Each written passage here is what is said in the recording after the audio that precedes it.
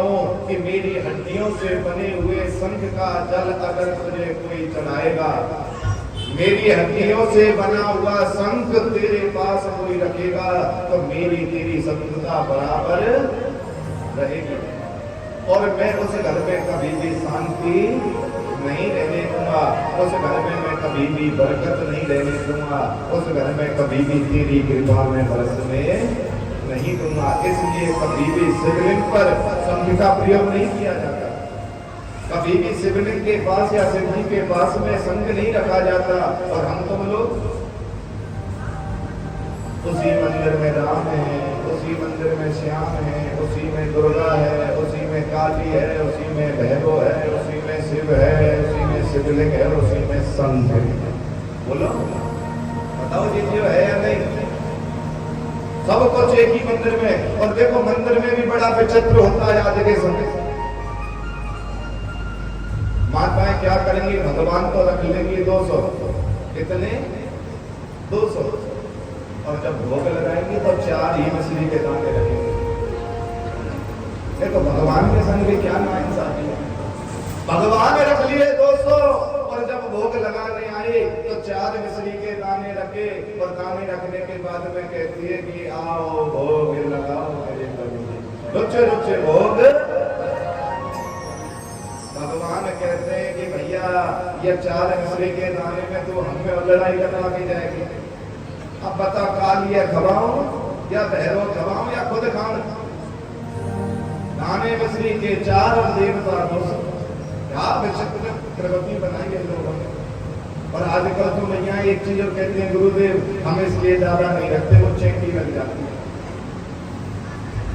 देखो हमारी दादी कहती थी अगर भगवान के भोग में, भगवान के प्रसाद में चेटी आकर ग्रहण करेगा तो समझ लेना मेरा स्वयं ठाकुर आके ग्रहण कर रहा है। कभी सोचना हमारी दादी बड़ा सुंदर व्याख्या करा करती थी। और हम तो 4 मछली के दाने और वो भी रखने के बाद में पट लगा देते हैं। आजकल तो ये तो बनवा दिए मंदिर होंगे। वो बेचारा पहले तो अलवारियों में होते थे, अब तो चलो मंदिर आने लगे। तो पहले तो अलवारी होती थी। बूढ़ी बूढ़ी मैया सारे देवी देवता रख दिए और भोग लगा दिया, लगा के जब केवाल लगा दिया मैंने पर हो रहे। अब बताओ भगवान जाए तो जाएगा? सत्य बताओ जी जो आपके घर में दुख क्यों है बताओ? सबसे पहला दुख आपके घर में इसलिए है कि भगवान को अपरस का भोग लगता है। और आजकल दीदियां अपरस का भोग लगाना भूल गई।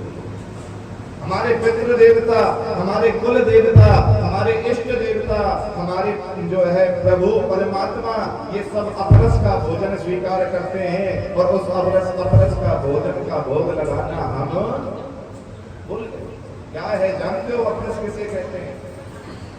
आज के बाद अगर आप सब दीदियों ने ये नियम बना लिया ना जो मैं बता रहा हूँ, कभी किसी पंडित को दिखाने की जरूरत नहीं पड़ेगी, कभी किसी से पूछने की जरूरत नहीं पड़ेगी। इतना अपरस का भोजन होता है। सबसे पहले हम जगे और जगने के बाद में बिना नहाए धोए कभी भी रसोई में नहीं घुसते। आजकल भैया एक तो उस टाइम जगेगी जिस टाइम पर भैरव सिंह का जगने का समय होगा। भैरव सिंह माने पति देव, या फिर पति के भी जगने का समय नहीं होगा तो मैया जगेगी जब बच्चे के स्कूल जाने में मात्र 10 मिनट रह रहे होंगे। अब जगेगी और जगने के बाद में बच्चे को जगाएगी।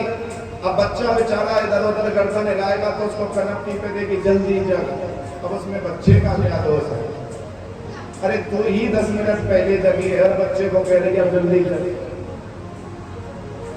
और जगने के बाद में मैया कुछ नहीं करती है, क्योंकि मैया को जगते ही एक ही डर रहता है कहीं भैरव सिंह जग गए तो उन्हें चाय का प्याला चाहिए।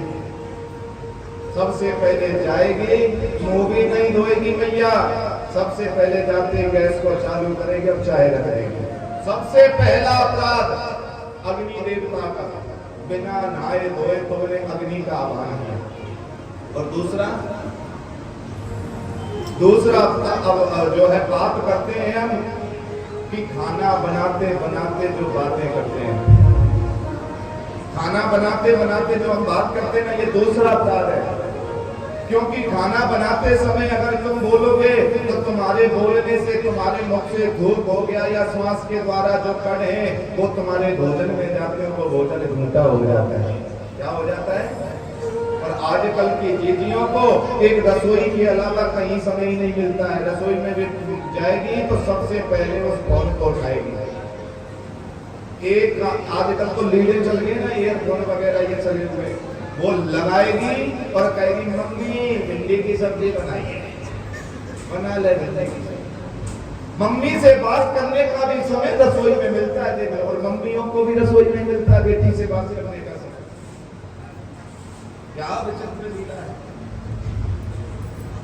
क्यों? उनको पता है सास रसोई में आएगी नहीं, सास रसोई में आएगी नहीं, और बहू रसोई में घर वालों से बात करेगी।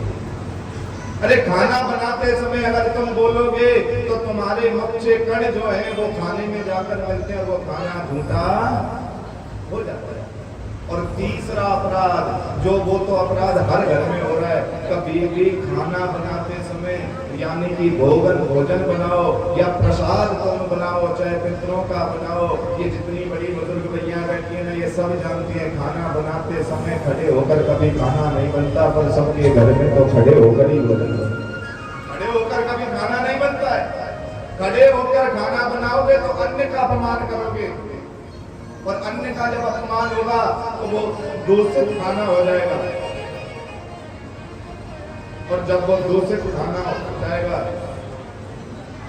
उस खाने को भोजन को आजकल बताओ दीदी और सब खड़े होकर ही बनाते हैं ना, क्यों?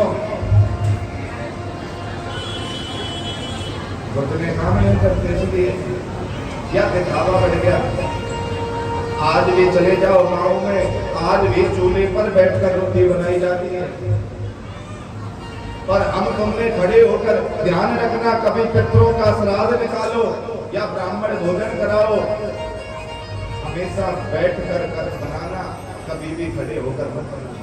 बताओ कभी भी किसी ने भंडारा कराया हो या कभी भी किसी ने कोई फंक्शन कराया हो, हलवाई खड़े होकर बनाता है बैठकर? जोर से बोला करो, बैठकर बनाता है ना, फिर तुम लोग क्यों बनाते हो खड़े होकर? जो खड़े होकर भगवान का भोग बनाएगा, जो खड़े होकर भगवान का या पितरों को भोजन देगा, उसे कभी भी मेरा भगवान स्वीकार नहीं करता है। और जब भगवान उसे स्वीकार नहीं करता है तो तुम बड़े आनंद से चाहे 56 भोग बना कर ले आओ, और उसके बाद में भगवान के आगे रख कर कहो कि आओ भोग लगाओ मेरे प्रभु कहते हैं दूर दूर ले जाओ मेरे भक्तों, मुझे ऐसा भोग नहीं चाहिए, मुझे ऐसा प्रसाद नहीं चाहिए।